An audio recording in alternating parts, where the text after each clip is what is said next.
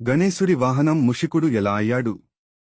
గణేశుడు ఏనుగు తలతో ఉంటే, ఆయన వాహనం, యాత్ర చేసే జంతువు, మాత్రం చాలా చిన్నదైన ఎలుక, దాన్ని ముషికుడు అంటారు.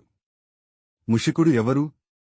ఒకసారి ఒక గర్విష్ఠుడైన గంధర్వుడు ఉండేవాడు, పేరు క్రూంచుడు.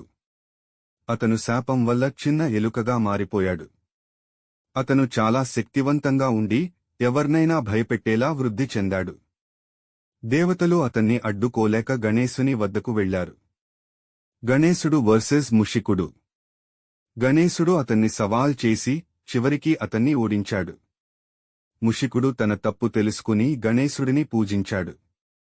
గణేశుడు అతనిని క్షమించి, తన వాహనంగా చేసుకున్నాడు. దానిలోని బోధ: అంత బలమైన గణేశుడు చిన్న ఎలుక మీద యాత్ర చేస్తాడు. దీని అర్థం, బలం కంటే బుద్ధి గొప్పది. వినయంతో ఉన్నవారిని గణేశుడు ప్రేమిస్తాడు. ప్రతి పెద్ద సమస్యకి చిన్న పరిష్కారం ఉంటుందన్న సందేశం ఇది.